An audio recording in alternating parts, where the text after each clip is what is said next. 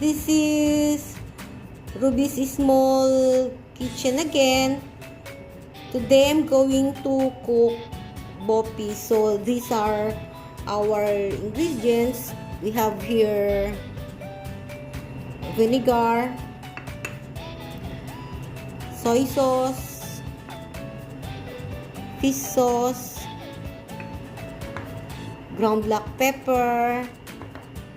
We need oil, and we have here garlic, onion, tomato, and bay leaves, carrots. We have here annatto powder, green bell pepper, and radish. We have here pork tongue and pig's heart or pork heart.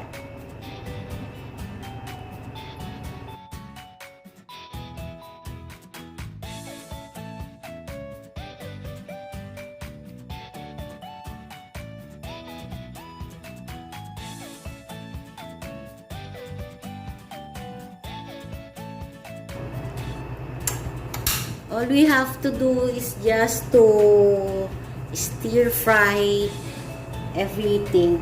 So let's put our stove into a medium flame. Now our pan is already hot. So let's pour a bit of oil.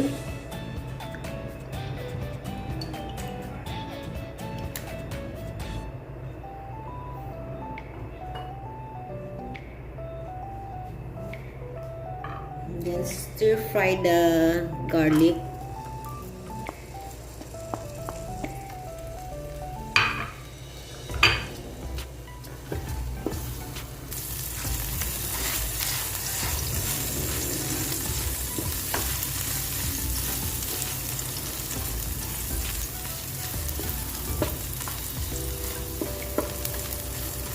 Just cook the garlic.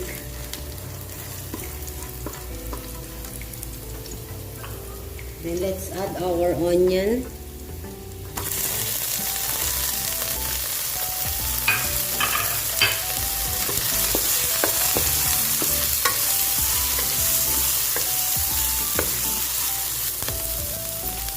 Then our black pepper.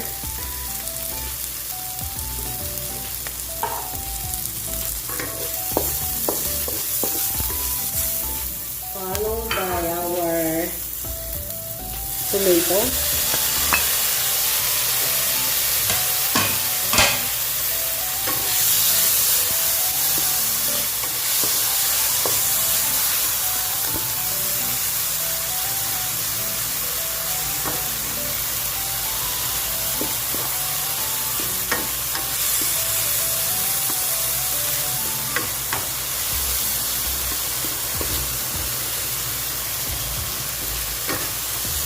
As you notice po, I stuck the tomato in our freezer para hindi po masira agad ang tomato. Pwede po siya i-stuck sa freezer hanggat hindi pa, of course, hindi pa niluluto. Then we can add our pork heart.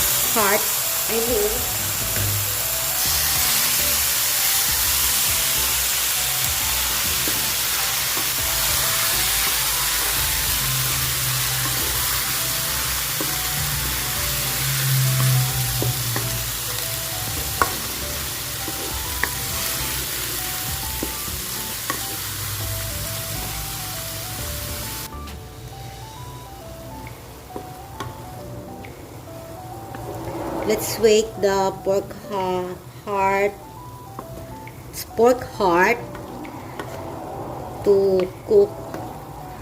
Supposed to be there's a pork lungs, but I cannot find any pork lungs on the store.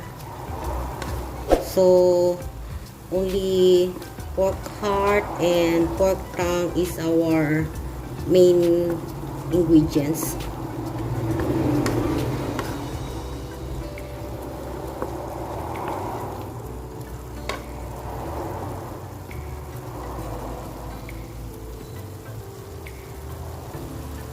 Now let's add our fish sauce and soy sauce. Just simmer for a while. Don't stir it. So from this point, we can now stir our BOPIS. Smells good.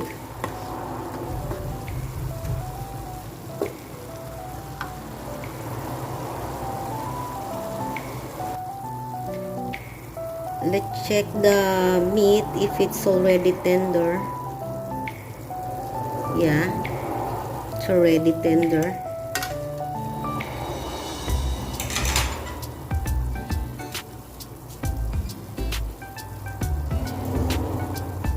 Let's add these bay leaves.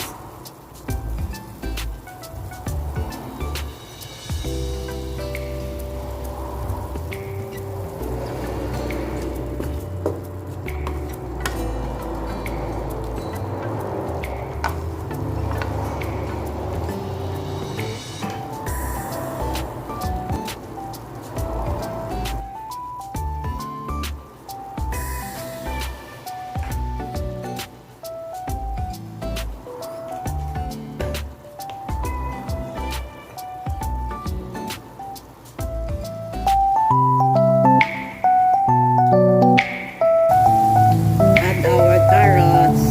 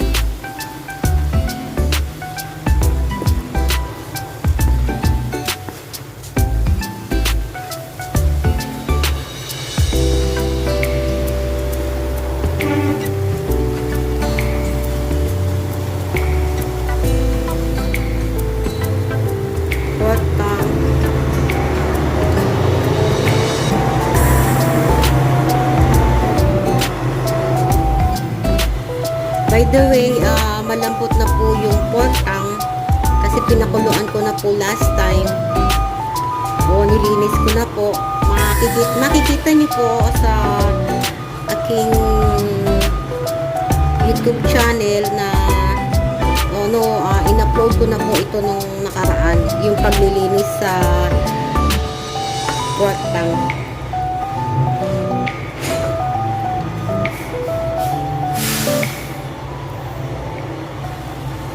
Vinegar,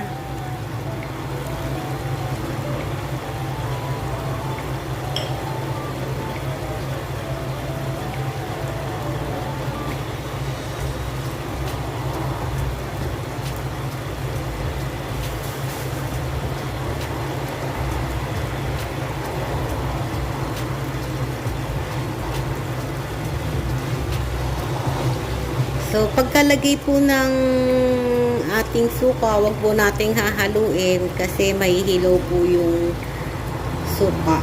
Basta at least oh my god, sorry, maingay po sa labas. At least pakuluan po natin kahit at least 1 minute. Last is our bell pepper.